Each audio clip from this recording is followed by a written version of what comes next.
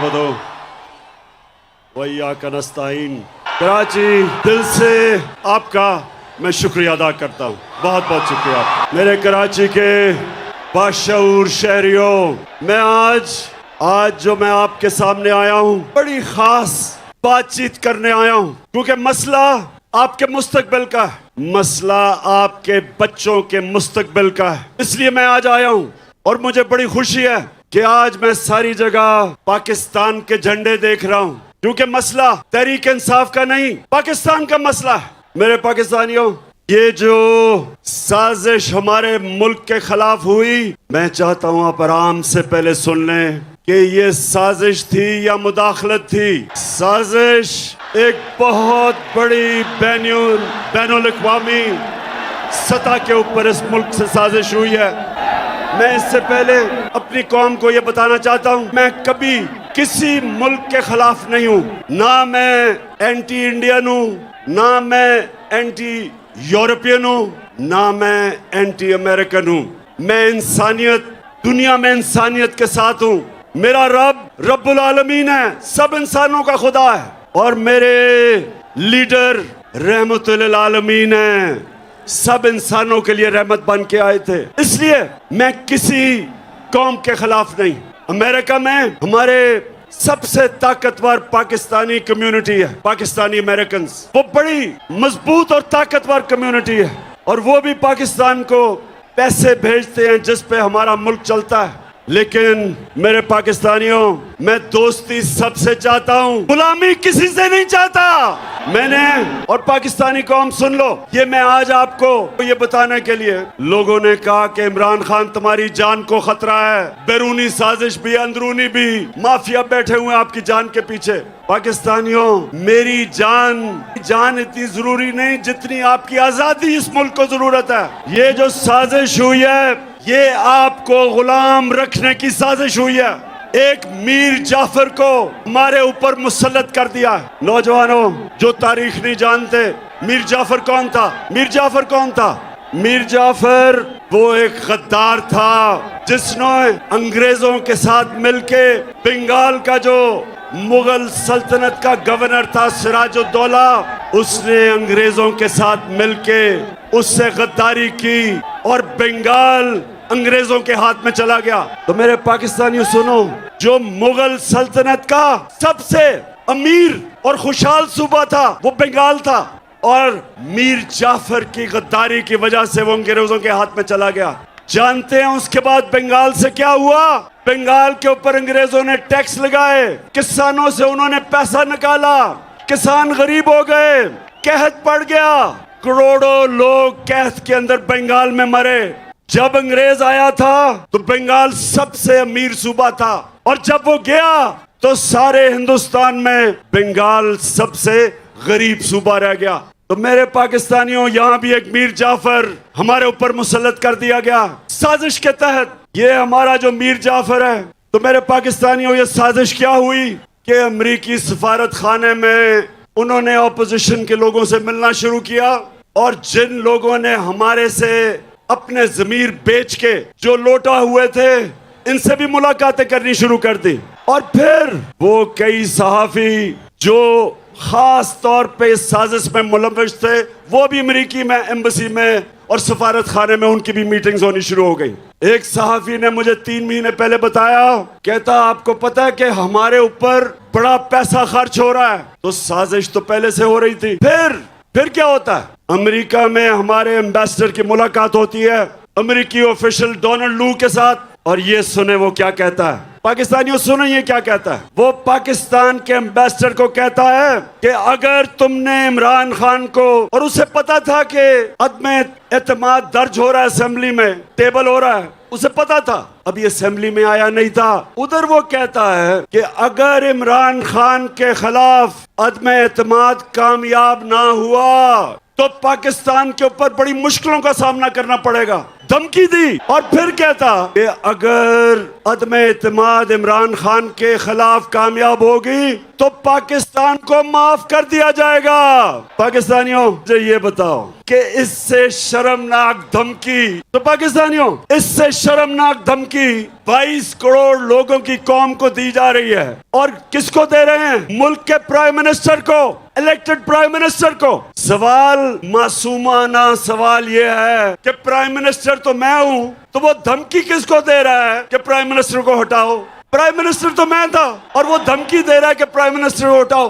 किससे वो कह रहा है बात, किससे मुखातिब है? और उसके बाद साजिश शुरू। हमारे 20 मेंबर ऑफ पार्लियामेंट, उनके जमीर जाग जाते हैं। उनको एकदम पता चलता है कि जो हो तहरीक इंसाफ तो बहुत बुरी है। साथ 20-25 करोड़ जेबों में डाल लेते हैं और उसके बाद जो हमारे एतिहादी हैं वो भी छोड़ना शुरू कर देते हैं। तो बताओ पाकिस्तानियों के ये साजिश थी या नहीं? कौन से मुल्क को इस तरह की धमकी दी जाती है? फिर मेरे पाकिस्तानियों, मैं जरा आज आपसे दिल की बात करना चाहता हूँ कि फिर क्या होता है। फिर जनाब हमारे स्पीकर, डिप्टी स्पीकर, वो असेंबली में जाके क्या कहते हैं? उनको जब पता चलता है इस मरासले का, तो वो कहते हैं कि मेरी जो ओथ है, मेरा जो हल्फ है, जो कहता है कि पाकिस्तान की सलामती और पाकिस्तान की खुददारी की मैं हिफाजत करूंगा, ये मुझे इजाजत नहीं देता इस मरासले में जिसमें वाज़ेह तौर पे अदम एतमाद का लिखा हुआ है। और उसने कहा कि मैं अडजर्न करता हूं। उसके बाद जो होता है, सुप्रीम कोर्ट फैसला कर देता है। बड़ी हमें तकलीफ होती है, हम सुप्रीम कोर्ट का फैसला मान लेते हैं। फैसला ऐसा होता है कि हमारे हाथ बन जाते हैं। असेंबली में यह भी बता दिया जाता है कि किस वक्त आपने वोटिंग करवानी है। लेकिन मेरे पाकिस्तानियों, आज मैं आप सबके सामने जो बात करना चाहता हूं वो ये कि जो रात के 12 बजे अदालतें खुल गई, मैं पूछना चाहता हूं कि मैं वो क्या जुर्म करना था जो आपने अदालतें खोल दी? मैं वो पाकिस्तानी हूं जिसने अपनी जमात का नाम इंसाफ की तहरीक रखा। मैंने पूरी तरह आजाद अदलिया की जंग लड़ी। मुझे जनरल मुशर्रफ ने जेल में डाला क्योंकि मैं आजाद अदलिया की जंग लड़ रहा था। मैंने आज तक कभी पाकिस्तान का कानून नहीं तोड़ा। मैं क्रिकेट के जमाने से 45 साल से पाकिस्तानी कौम मुझे जानती है। कभी मैंने अपनी कौम को क्रिकेट की खेलों की ग्राउंडों पर शर्मिंदा नहीं करवाया। कभी इमरान खान का नाम मैच फिक्सिंग में नहीं आया। अल्लाह का करम ऐसा, उसने मेरी मदद की। पाकिस्तान के 2 सबसे बड़े खैराती इदारे, 2 शौकत खानम हॉस्पिटल बनाए और तीसरा सबसे बड़ा कराची में बन रहा है। 2 यूनिवर्सिटीज बनाई, नमल और अल कादर, जिधर 90% बच्चों का मुफ्त तालीम मिलती है। अस्पताल में 75% कैंसर के मरीजों को मुफ्त इलाज होता है। और मुझे पाकिस्तान के सुप्रीम कोर्ट ने सादिक और अमीन का वाहिद सियासतदान हूं। तो मेरा दिल से आज गिला है कि मुझे अदम एतमाद की तहरीक जो मेरे खिलाफ कामयाब हुई, यकीन करें मुझे उसका पहले ही पता चल गया था कि मैच फिक्स हो गया। लेकिन जो मुझे तकलीफ हुई कि मेरे खौफ में कि मैं कोई जुर्म कर दूंगा, कोई आइन तोड़ दूंगा, रात के 12 बजे जो अदालतें खोली, वो सारी जिंदगी मेरे दिल में बात रह जाएगी। और मैं अपनी अदलिया से 2 और सवाल पूछता हूं कि क्या जब डिप्टी स्पीकर ने अपनी ओथ को सामने रखते हुए, मैं ये सवाल पूछता हूं कि जब उसने वो कहा था कि मुरासला यानी जो पेपर था, जो डॉक्यूमेंट था, क्या सुप्रीम कोर्ट को कम से कम उसको इन्वेस्टिगेट नहीं करना चाहिए था? इतना बड़ा मुल्क के प्राइम मिनिस्टर को धमकी मिल रही है कि नो कॉन्फिडेंस कामयाब होगी तो हम ताल्लुकात अच्छे रखेंगे। और फिर ये भी कहते हैं, ये सुने जरा, कि अगर वो कामयाब हो गई तो उनको पता था किसने आना है। मीर जाफर अचकन सलवा के तैयार बैठा था और उन्हें पता था कि जैसे ही मीर जाफर आएगा तो वो बड़े जूते पॉलिश करने का वो एक्सपर्ट है, चेरी ब्लॉसम। आते साथ ही चेरी ब्लॉसम को हुक्म मिला मीर जाफर को कि डू मोर करो, दहशतगर्दी के खिलाफ अभी और काम करो। मेरे दौर में एक दफा सदर ट्रम्प, उसने पाकिस्तान को कहा कि हम पाकिस्तान से दहशतगर्दी हो रही है। अभी भी आप ट्वीट देखें जो उसको मैंने जवाब दिया। मैंने उसको ये जवाब दिया कि पाकिस्तान वो मुल्क है जिसने सबसे ज्यादा आपकी जंग में कुर्बानियां दी हैं, बजाय हमारा शुक्रिया अदा करने के लिए।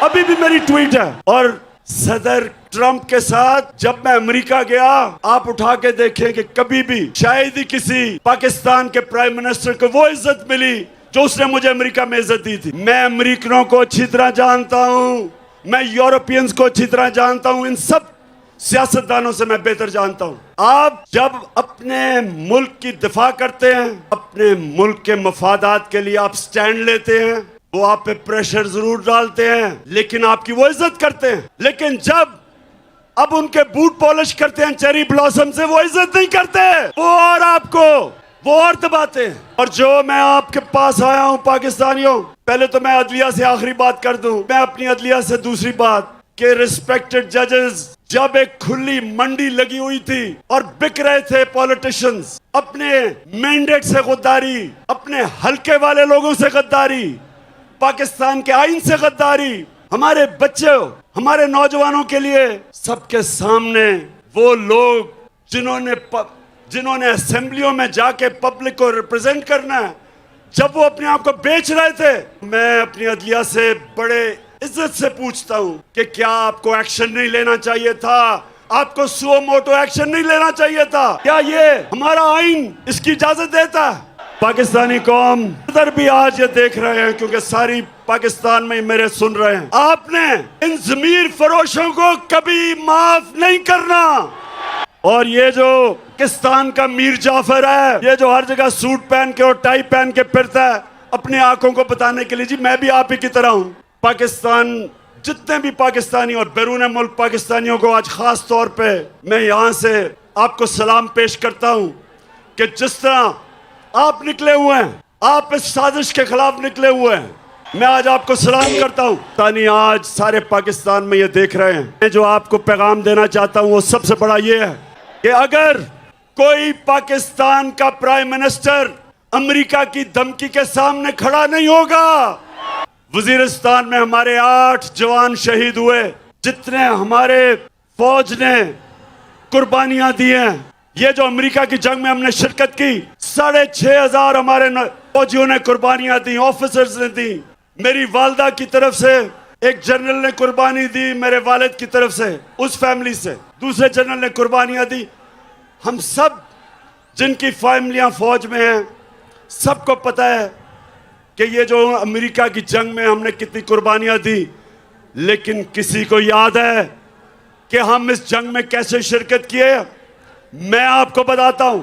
एक धमकी आई अमेरिका से, जनरल मुशर्रफ अपनी किताब में लिखता है कि अमेरिका ने कहा अंग्रेजी में कि we will bomb you into stone age, कि हम आपके ऊपर, अगर आपने हमारे साथ ना चले तो हम आपके ऊपर बमबारी करके आपको पीछे ले जाएंगे। एक धमकी, चारों शाने चित उनकी फौज में शिरकत कर ली, 80,000 अपनी लोगों को मरवा दिया, अरबों डॉलर का नुकसान करवा दिया। कबायली इलाके को हमने उजाड़ दिया, 35 लाख लोग कबायली इलाकों से नकल मकानी की और कई कराची में आ गए। पूछे उनके ऊपर क्या गुजरी। 400 ड्रोन अटैक हुए पाकिस्तान में। ड्रोन अटैक्स में एक दफा स्कूल के बच्चे, 60 स्कूल के बच्चे मर गए। कई दफा जनाजों पे ड्रोन अटैक, शादियों पे ड्रोन अटैक, गांव के अंदर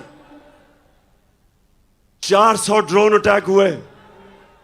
तो सवाल ये पूछता हूं मैं कि एक धमकी दी अमेरिका ने और हमने अपने मुल्क की तबाही की, तो मेरे से जब क्या गिला अमेरिका को?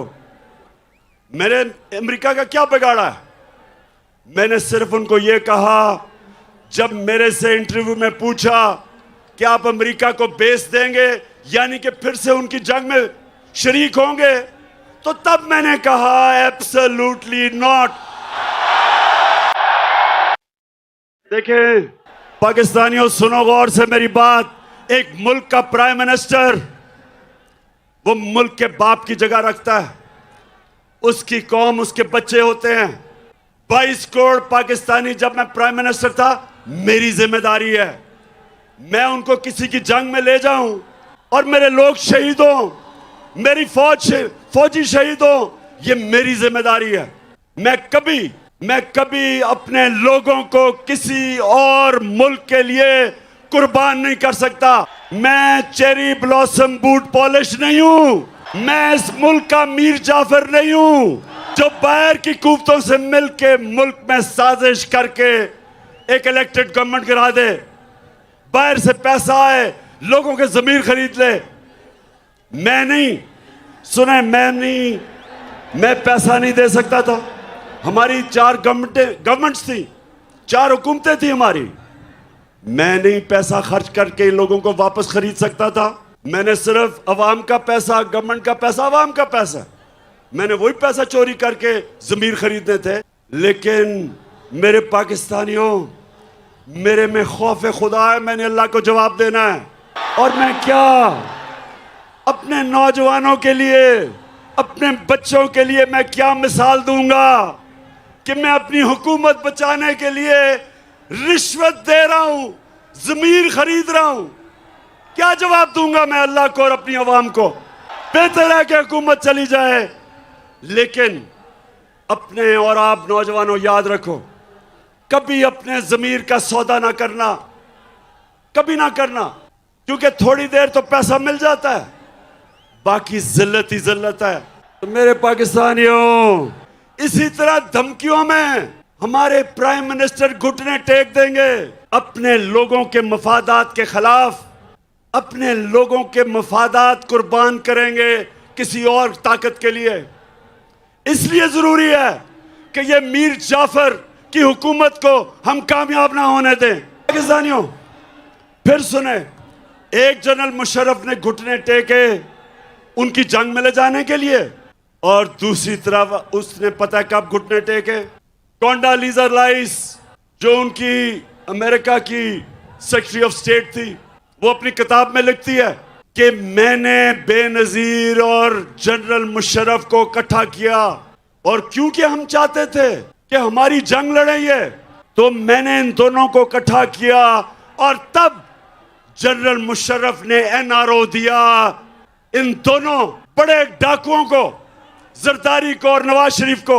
ये तब एनआरओ दिया गया, सारे इनके करप्शन के केसेस माफ कर दिए गए, ये फिर वापस आए। 10 साल इन्होंने मुल्क को लूटा, 10 साल मेरे ऊपर पहले दिन से प्रेशर डाला कि इनको एनआरओ दो, आज गवर्नमेंट गिरा देंगे, कल लॉन्ग मार्च कर देंगे। सारा वक्त इन्होंने मुझे ब्लैकमेल करने की कोशिश की कि हम इनको एनआरओ दे दूं। मैंने इनको तब कहा, मुझे फख्र है कि मैंने अल्लाह से वादा किया था कि मैं कभी अपनी कौम से गद्दारी नहीं करूंगा। एनआरओ अब क्या हुआ है? जो सबसे बड़ा जुल्म है, ये अब मैं आपको बताने लगा हूं। मैं क्योंकि मगरबी माशरे को जानता हूं, आप यकीन करें मेरे पाकिस्तानियों कि शहबाज शरीफ के ऊपर 40 अरब रुपए के करप्शन के केसेस हैं एफआईए और नैब में। 40 अरब, जो मैं मगरबी माशरा जानता हूं अपने मुल्क में, अगर ये शहबाज शरीफ वहां होता और इसके ऊपर 40 अरब रुपए के करप्शन के केस होते, तो इसको मकसूद चपड़ासी भी ना रख सकते। हमारे मुल्क की तौहीन, इससे ज्यादा तौहीन क्या हो सकती है कि एक बेल के ऊपर, एक जमानत के ऊपर आदमी, उसको मुल्क का हमने प्राइम मिनिस्टर बनवा दिया है। इन्होंने बनवाया अपने मुल्क में। इनके क्या इखलाकी स्टैंडर्ड्स हैं, और हमारे मुल्क में इसको ऊपर मुसल्लत किया है। यानी ये हमें कितनी नीची नजर से देखते हैं। पाकिस्तानियों, ये हमें क्या समझते हैं कि एक जमानत के ऊपर डाकू को प्राइम मिनिस्टर बना दिया, और जमानत में इसका जो बेटा है वो चीफ मिनिस्टर पंजाब का बन गया। सोचें, सारी पाकिस्तानी कौम, मैं आप सबको कहता हूं कि गौर से सोचे कि हमारे मुल्क से हो क्या रहा है, कहां उनकी जमहूरियत और उनकी मॉरल स्टैंडर्ड्स, उनकी अखलाकियात, और हमारे मुल्क से क्या किया जा रहा है। इनको इसलिए चोरों को मुल्क के सरबराह बनाते हैं क्योंकि ये चोर बड़ी आराम से इस्तेमाल हो सकते हैं। इनका अपने पैसे बचाने के लिए ये हर गलत काम करने के लिए तैयार हो जाते हैं। इसलिए इनको लेके आते हैं सामने। और अभी से ही, पहले से ही वो सिग्नल दे रहा है जी कि बेगर्स आर नॉट चूजर्स। उनको पहले ही पैगाम पहुंचा रहा है कि जो कौम मकरूज होती है उसको गुलामी करनी पड़ती है। शहबाज शरीफ, तुम्हें गुलामी करनी पड़ती है, ये कौम गुलामी नहीं करेगी। अब ये क्या करेंगे? जब आपने बाहर से साजिश के तहत हमारे ऊपर अमेरिकनों ने इसको मुसल्लत कर दिया है, अब ये क्या करेगा? सबसे पहला काम इसने क्या किया कि जो 16 अरब के इसके ऊपर केसेस थे, जो नौकरों के नाम पे इसने 16 अरब रखे हुए थे, जिस FIA ने इन्वेस्टिगेट किया था, जिस ऑफिसर ने, सबसे पहले इसने उसको फारग किया, सबसे पहले उसको निकाला है। फिर लाहौर नैब पे इन्होंने फिर आदमी लेके आया है जो इनके केस खत्म करेगा और दूसरों के ऊपर केस बनाएगा, इंतकामी कार्रवाई करेगा। ये है पाकिस्तानियों, ये है पाकिस्तान जिधर आज खड़ा कर दिया है कि वो लोग जो 30 साल से मुल्क को लूट रहे थे, उनको वापस मुसल्लत किया हमारे ऊपर। और वो अब क्या करेंगे कि हमारे दौर में जिन ऑफिसर्स ने बड़ी मुश्किलों से, ऑफिसर्स डरते थे इनके खिलाफ एक्शन लेते हुए, तो जिन ऑफिसर्स ने इनके खिलाफ अपनी ड्यूटी करते हुए इनकी चोरी पकड़ी थी, अब उनके ऊपर इंतकामी कार्रवाई होगी। क्या मिसाल जाएगी बाकी गवर्नमेंट ऑफिसर्स को, ब्यूरोक्रेट्स को? सब डरेंगे, सब डरेंगे इनके कभी भी आगे ताकतवर के ऊपर एक्शन लेते हुए। और सारे पाकिस्तानी जो देख रहे हैं, हमेशा हमारे नबी सल्लल्लाहु अलैहि वसल्लम की हदीस याद रखो। उन्होंने कहा, आज से तकरीबन 1500 साल पहले उन्होंने कहा कि वो कौमें बर्बाद हो जाती हैं जिधर जब छोटा चोर चोरी करे तो जेल में, और बड़ा डाकू चोरी करे तो इंसाफ का निजाम उनको नहीं पकड़ सकता। उन्होंने बताया कि ये है वजह कौमों की बर्बादी की। और पाकिस्तानियों, ये देख लो आपके सामने कि सारे चोर आ गए हैं वापस। जो मास्टरमाइंड था इस सारी साजिश का, लंदन में बैठ के जो ये सारी साजिश कर रहा था, जो यहां कानून से झूठ बोल के दूसरी दफा भागा। पहली दफा मुशर्रफ के दौर में इसने मुआहदा करके सऊदी अरेबिया भाग गया। अब यहां झूठ बोल के कि जनाब मरने वाला है, बड़ा बीमार है, ये लंदन चला गया।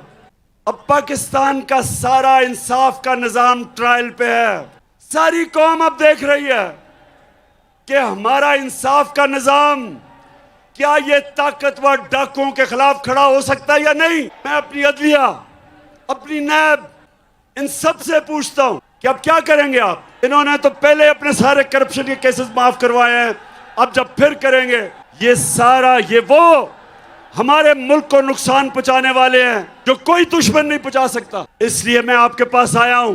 ये वक्त है मेरे पाकिस्तानियों, ये वक्त है आप सबको अपने मुस्तकबिल के लिए, आप सबको निकलना है, अपनी गलियों में निकलना है, गांव में निकलना है, शहरों में निकलना है।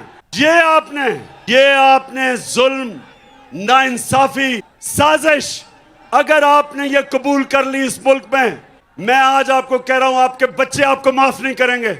एक दफा एक कौम करप्शन को बुरा नहीं समझती, जब वो करप्शन को एक्सेप्ट कर जाती है, जब बुराई को बुरा नहीं समझती, तो वो कौम की तबाही हो जाती है, वो कौम नहीं बचती। मौलाना रूमी ने यही कहा कि जब कौम अच्छे और बुरे की तमीज खत्म करती है, मर जाती है। हमारे लिए ये एक डिफाइनिंग मोमेंट है। मैं फिर से कहता हूं, मुझे बड़ा कहा जी आपके खिलाफ साजिशें हैं, आपकी जान को खतरा है। मेरी जान से ज्यादा पाकिस्तान को खतरा है। इस सारी पाकिस्तानी कौम को कहता हूं, इस साजिश को आपने कामयाब होने दिया। मैं फिर से कहता हूं, ये वो अल्लाह की नेमत है पाकिस्तान, ये एक अजीम मुल्क बन सकता है। इसमें सब किस्म की अल्लाह ने नेमतें दी हैं, लेकिन कोई भी मुल्क, जिस मुल्क के ऊपर चोरों को आप मसल्लत करते हैं, वो कोई मुल्क आगे नहीं बढ़ सकता। और सिर्फ यही नहीं कि वो करप्ट हैं, वो बाहर के एजेंडा पाकिस्तान पे चलाएंगे। मैंने किस चीज से अमेरिका नाराज हुआ? एक ये कि जी मैंने कहा कि हम नहीं मानते, हम अमन में आपके साथ हैं, जंग में आपके साथ नहीं है। दूसरा, हमने जब मैं रूस में गया तो हमने उनसे कहा कि हमें तेल और गंदम चाहिए। दोनों तेल भी 30% कम पे वो हमें दे रहे थे और गंदम भी 30% कम पे हमें दे रहे थे। मैं वैसे आपके जुनून को सलाम करता हूं, आपके शऊर को सलाम करता हूं। हमारे सामने दो रास्ते हैं। अब मैं सारी पाकिस्तानी कौम को कह रहा हूं, दो रास्ते हमारे सामने। हम जब नमाज पढ़ते हैं, हम अल्लाह से सिर्फ एक चीज मांगते हैं कि अल्लाह उनके रास्ते पे लगा जिनको तूने नेमतें बख्शी, उनके रास्ते पे नहीं जो तबाही का रास्ता है। हमारी कौम के सामने ये दो रास्ते आ गए जिसकी वजह से यहां आया हूं मैं। एक तरफ रास्ता है ला इलाहा इल्लल्लाह का रास्ता, अल्लाह तेरे सिवा कोई किसी के सामने हम सजदा नहीं करते, कि अल्लाह तेरे अलावा किसी के सामने सजदा करना शिर्क है। हम अमेरिका, हम इनसे दोस्ती कर लेंगे लेकिन इनसे के सामने गुलामी नहीं करेंगे। दूसरी बात कि हमारा कुरान में अल्लाह ने हमें हुक्म दिया है अमर बिल मारूफ, कि तुम अच्छाई के साथ राय हक पे खड़े होगे और बदी के खिलाफ जहाद करोगे। पाकिस्तानी कौम ये याद रखें, अल्लाह ने कोई तीसरा रास्ता नहीं दिया। आप न्यूट्रल नहीं हो सकते। अल्लाह का हुक्म है, अल्लाह का हुक्म है कि ये तुम चोरों और डाकुओं के खिलाफ जहाद करो। आप राय हक पे चले, उसका हुक्म है। आप ये नहीं कह सकते मैं तीतर और बटेर हूं, या एक है या दूसरा। तो मेरी सारी कौम को आज मैं पैगाम देना चाहता हूं, चाहे वो नून लीग के लोग हैं, चाहे वो पीपल्स पार्टी, चाहे वो MQM, सबको मेरा पैगाम है कि अल्लाह का हुक्म है। इस वक्त जब एक बड़ी साजिश हो के एक मुल्क में रजीम चेंज की गई और मीर जाफर को ऊपर बैठा दिया, आप सब पे फर्ज है कि पहले तहकीकात कर लें। और हमने कहा है कि जो मुरासला है, ये जुडिशल कमीशन बैठे चीफ जस्टिस के नीचे और उसके बाद फैसला करें कि ये ठीक है या नहीं है, क्योंकि हमें पता साजिश हुई है। लेकिन जब हमने सारी असेंबली को कहा कि आके खुद नेशनल असेंबली की सिक्योरिटी कमेटी में इसको आके देखें, तो मुझे अफसोस से कहना पड़ता है कि इनके मीर जाफर ने तो आना नहीं था, वो तो साजिश का हिस्सा है। लेकिन बाकी इन MNAs तो आके देखते। फिर स्पीकर ने कहा कि आके देखो, तब भी ये नहीं आए। तो अगर ये आपको पता है, आपको जब ये पता चल जाए कि ये इस जो मुरासले में वाकई रजीम चेंज का और नो कॉन्फिडेंस का लिखा हुआ है, तो उसके बाद आप कैसे इनका साथ दे सकते हैं? कैसे आपका ज़मीर मानता है इनका साथ देने में? कैसे आप एक बैरूनी साजिश का हिस्सा हो सकते हैं? तो मैं आप सबको कहता हूं कि ये टाइम है, आप सारे पाकिस्तानी मिलकर निकलें और कहें, एक डिमांड कहें कि हमें इलेक्शन चाहिए, हमें इलेक्शन चाहिए। ये मुल्क जमहूरियत पसंद है। अगर ये वाकई लोग इस मीर जाफर को पसंद करते तो इलेक्शन में जीत जाओ, लेकिन ये कभी इलेक्शन नहीं करवाएगा। ये इलेक्शन इसलिए नहीं करवाएगा, इसने पहले आके हर किस्म की इंतकामी कार्रवाई करनी है। मैं आज सारे पाकिस्तानियों को बता रहा हूं कि इन्होंने ये जो foreign funding case Pakistan Tehreek Insaf पे डाला है, इससे कोशिश करेगा कि किसी तरह मैच से ही बाहर हो जाए तहरीक इंसाफ। बात सुनो पाकिस्तानी मीर जाफर, गौर से बात सुनो। मैं ये चाहता हूं कि तुम्हारी पार्टी का, पीपल्स पार्टी का और तहरीक इंसाफ का इकट्ठा हमारी फंडिंग का केस इकट्ठा सुना जाए।